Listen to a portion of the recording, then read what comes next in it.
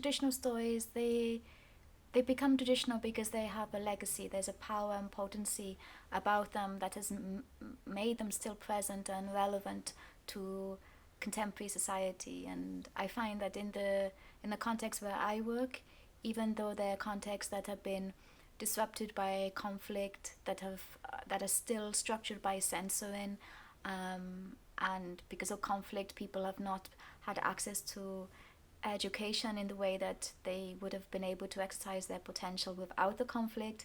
They still know their history in terms of the poets, the storytellers. They still have a respect for the storytellers within their society, the mediators. So I think that particularly those stories represent that cultural heritage, and that becomes very important when working in contexts where so much of the fabric of their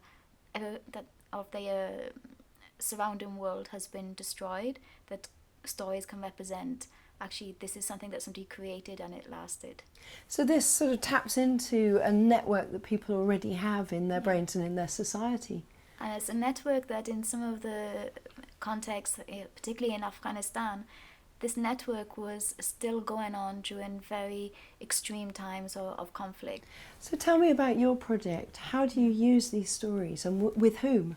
So the first project my colleagues and I did was in Afghanistan, and again that was in some ways an ideal situation, a tragically ideal situation, because it has suffered so much conflict, but also it's still juxtaposed with this extremely rich storytelling. And when I say storytelling, I don't just mean a written story or verbal story, but poetry, all forms, proverbs, all forms of expression. And there's very little mental health infrastructure, but of course there's the people's experiences of trauma. Also, the area that we focused on is trauma related to gender-based violence situated in conflict, which has been another area that's been untouched and overlooked because it's very sensitive and for lots of reasons. So in a lot of when we're thinking about how would you design a trauma therapeutic intervention using stories in this context, what are the realistic expectations? Someone is not going to recover in the way that recovery is conceptualized if you're going to seek psychological therapy in London, for example. So what realistically could be the impact? So we use stories as a way of having symbolism. So it's symbolic to be able to create those spaces where those stories can still be reflected on, and also the need for stories to be in society in a free way in order for progressive social change to occur. So that's why while we conducted semi-structured life narrative interviews, we did not ask the women that we'd worked with, even though we knew that they'd experienced gender-based violence because it was situated in safe houses. We did not ask about their stories of violence. We know that the wider discourse around particularly Muslim women has been very reductionistic in their experiences of how they become voiceless, passive, silent victims. So we wanted to counteract that. So we were asking instead questions about, can you tell us poems, stories, or songs of your childhood? And those answers actually revealed the ways that conflict and violence impacts on stories. So one of the women might say, well, I had no one to read me a story or tell me stories because I was an orphan, or so their violence became interspersed within their reflection on stories. Then we also had what's called focus groups. So these were a group of women within the safe house, and that is where the trauma intervention that we've been developing was tried. So the story, or in this case the poem, became a safe way, a safe sort of metaphor for what the women themselves had gone through. Yes, almost a form of disclosure without having to disclose. You're suggesting that society is richer in this resource of stories, perhaps, than we are, that they have this bank of stories. Yes.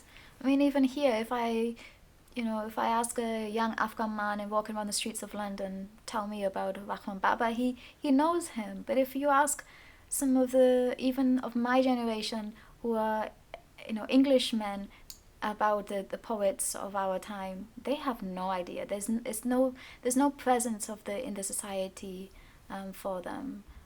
So I think it's that because I was coming from a mental health perspective and thinking about trauma. A lot of the mental health interventions are around training primary healthcare professionals in mental health, which is fine.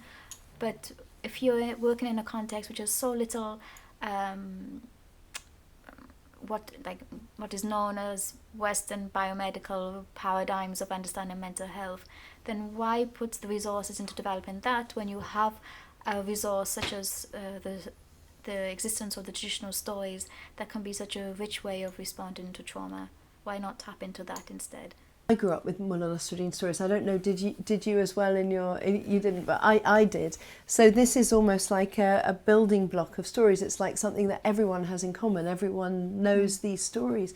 What was the benefit of them? Was it reassurance? Did they have, what do you think was the benefit of those stories in a therapeutic context? So this was a therapeutic context, specifically thinking about trauma, and in a very descriptive way rather than a technical way. Something is traumatic because it disrupts your sense of self and the way that you perceive the world around you. Whereas stories are actually the tool that we use to make sense of the world around you.